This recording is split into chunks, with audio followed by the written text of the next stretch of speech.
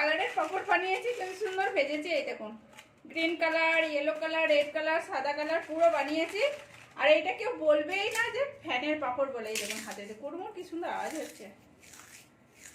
এই দেখুন কত সুন্দর আওয়াজ হচ্ছে। দেখুন এখানে রান্না করেছি, ভাত রান্না করেছি। এই দেখুন ভাতটা রান্না করেছি। এই ফ্যানটা দিয়ে আমি একটা মানে রেসিপি দেখাবো, আপনাদের সঙ্গে শেয়ার করবো। ফ্যানটা গড়িয়ে নিচ্ছি আগে। এই দেখুন এখানে আমি পুরো গড়িয়ে রেখে দেবো।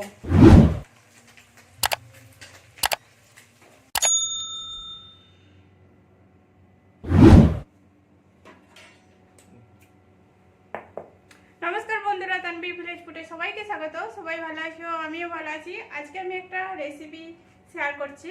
ভাতের ফ্যান দিয়ে পাপড় রেসিপি বানাচ্ছি। কি দিয়ে? ভাতের ফ্যান দিয়ে। ভাতের ফ্যান দিয়ে আমি, যেটা মার বলে, খেতেও খুব সুন্দর, এটা স্বাস্থ্যের জন্য ভালো।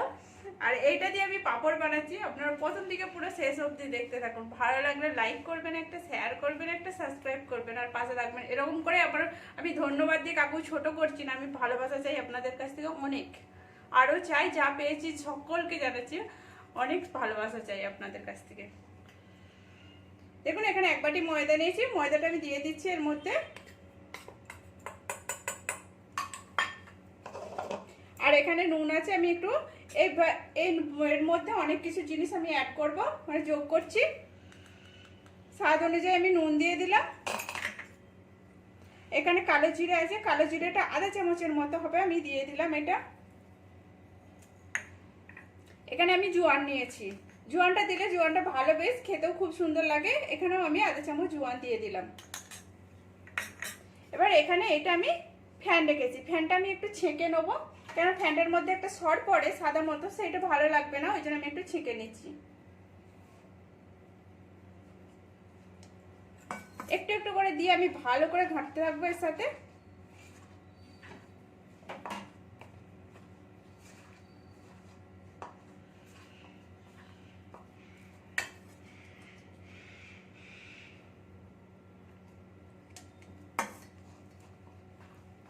আর এইটা একটু হালকা গরম আছে, কেন একবারে দিলে পুরো পাতলা হয়ে যাবে, ওই জন্য আমি একটু একটু করে দিতে রয়েছি।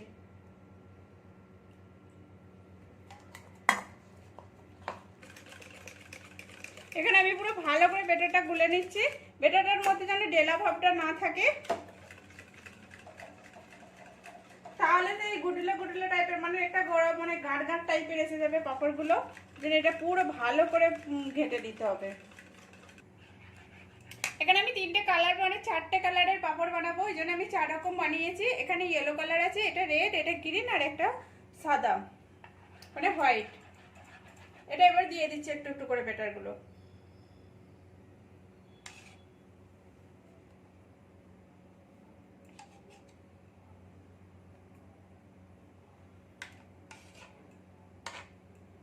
এবার এগুলোকে আমি গুলে নেবো একটু।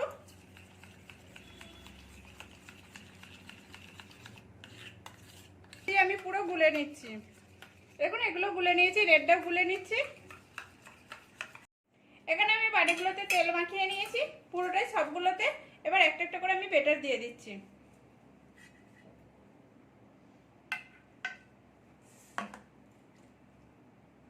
বেটারটাকে আমি পুরো ভালো করে ঘেটে নেবো। এই দেখুন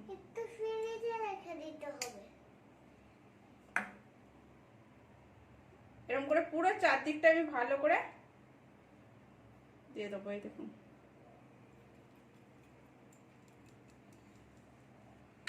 এরকম করে আমি সবগুলো দিয়ে দিচ্ছি।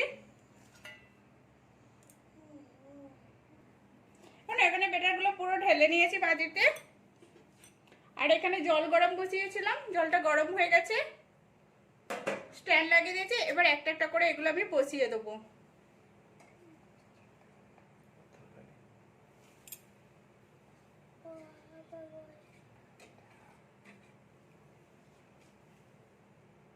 এই দেখুন, দিয়ে এবার আমি ঢাকা দিয়ে দিচ্ছি।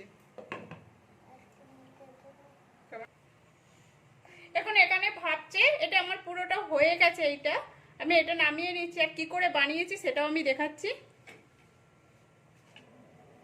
এখানে আমি কটা বানিয়েছি, 2-3টে বানিয়েছি। আর আমি কি করে বসাচ্ছি না বসাচ্ছি আর কি করছি না করছি সেটাও আমি দেখাচ্ছি।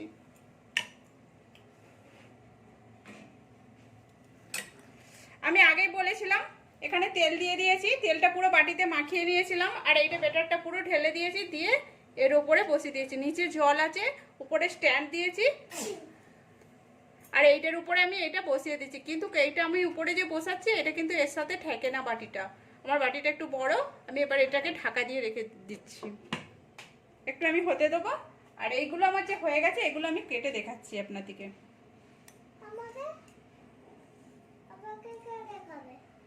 এই দেখুন, ছুরি দিয়ে একটু সাইডটা কাটলেই পুরো উঠে যাবে।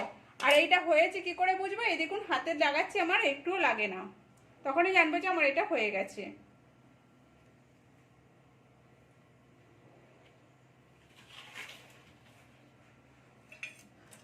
আরেকটা আমি এটাও কেটে দেখাচ্ছি।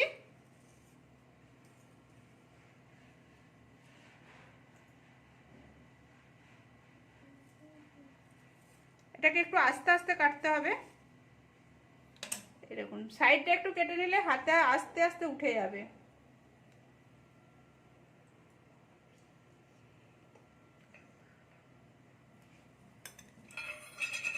এটাকেও আমি কেটে নিচ্ছি।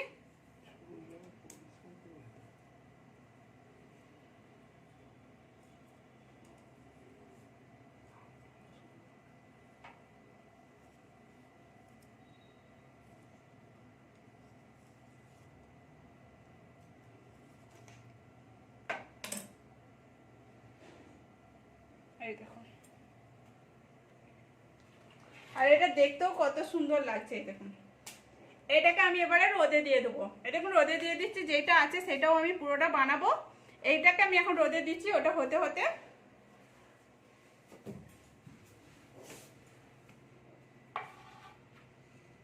এরকম রোদে দিয়ে দিচ্ছি। এটা এবার শুকনো হবে।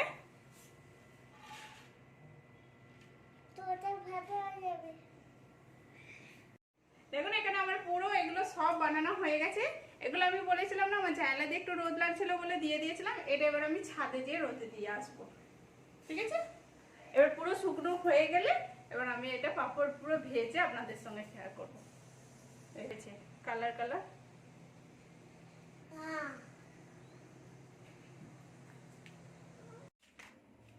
দেখুন এখানে আমি সকালবেলা যে বলেছিলাম যে বানিয়েছি সেটা রোদে দিয়ে দিয়েছিলাম, পুরো শুকনো হয়ে গেছে। পুরো আমার একদিনেই শুকনো হয়ে গেছে। আর কতটা শুকনো হয়েছে আমি সেটাই দেখাচ্ছি। এই দেখুন, এই দেখুন আওয়াজ হচ্ছে, কেমন কুকুর করে আওয়াজ হচ্ছে। আর এদিকে আমি তেল গরম করতে দিয়েছি, তেলটা গরম হয়েছে কিনা সেটাও আমি দেখে নেবো এই ছোট ভাঙা টুকরো দিয়ে। এখন তেলটা একটু গরম হতে বাকি আছে। দেখুন এখনো উঠেনি। এখানে আমার তেলটা গরম হয়ে গেছে, আমি এবারে পাপড়টা দিয়ে দিচ্ছি।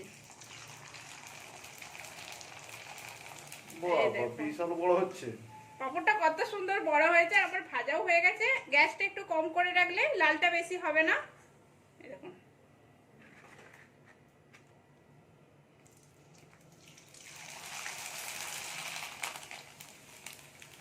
কত বড় হয়েছে, পুরো মেলার পাপড় হয়ে গেছে। মেলাতে এরকম পাপড় ভাজা হয় না।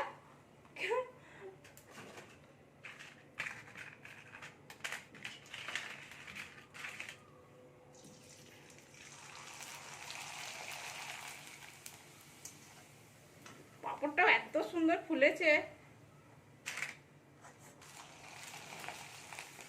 এই দেখুন, মানে দিয়া মাতে তুলে নিতে হবে, নাহলে গ্যাসটা আরো কম করে রাখতে হবে।